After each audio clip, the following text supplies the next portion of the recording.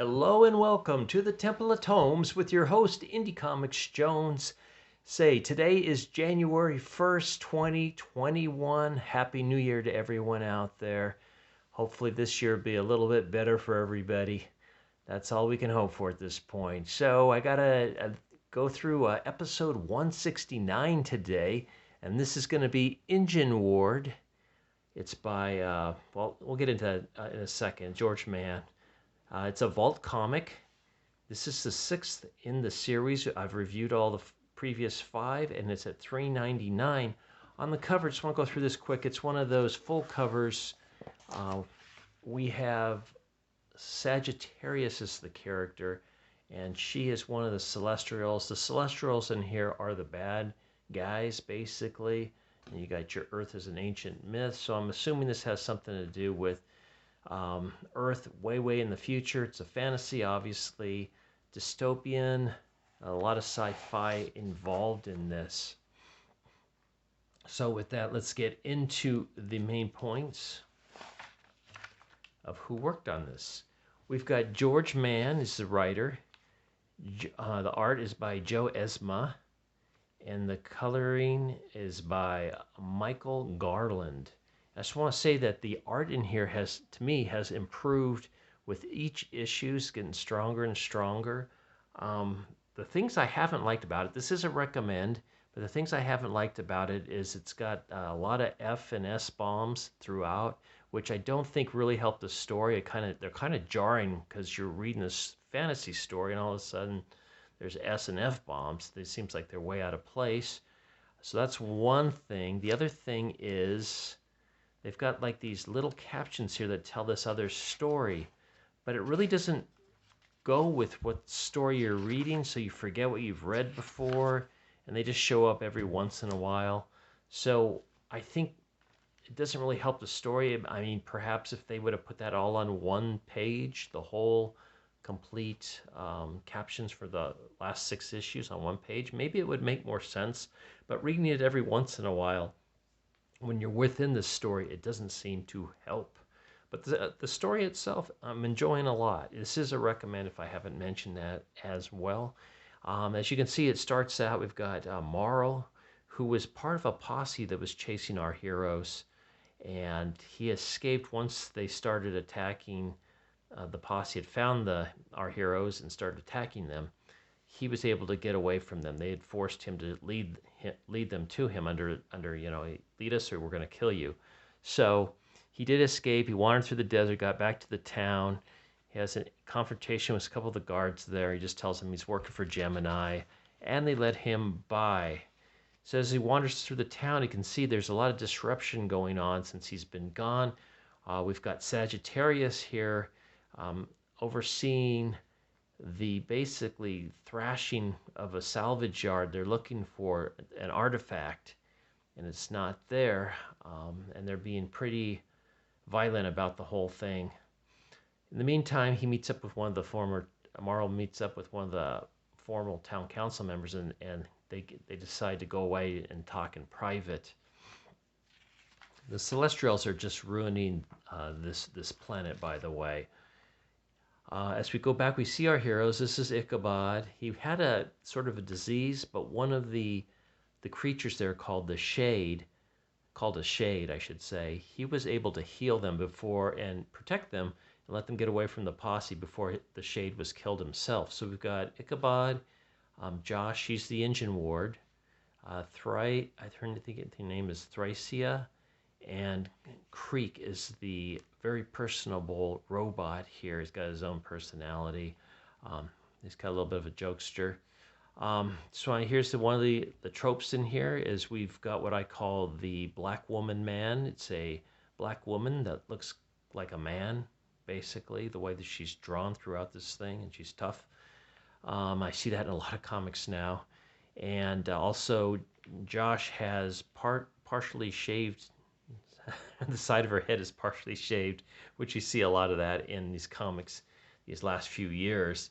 So those are two tropes I could do a little bit less with. I could use a little more feminine black woman and a little more hair on all our women.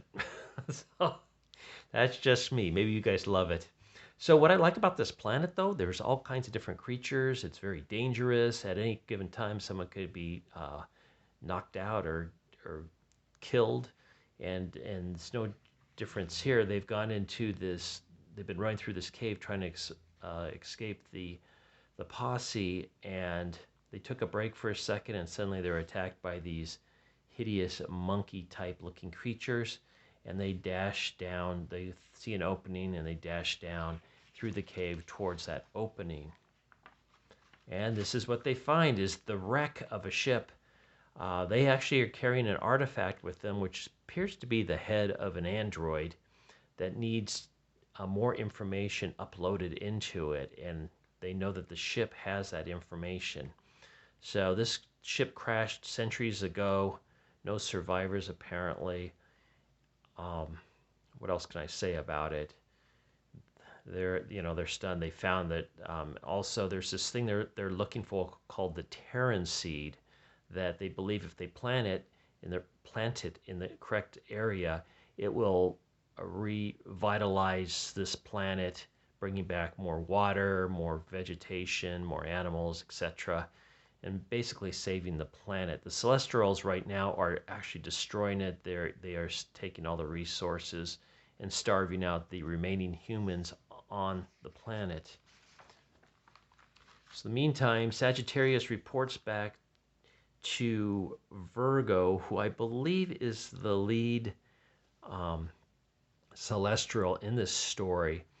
And she tells her that she hasn't found anything. So Virgo tells her to keep looking. You need those parts. We need to find that thing because we have a army of robot people that we want to activate to help quell any kind of uprisings that may occur. And they feel an uprising is inevitable.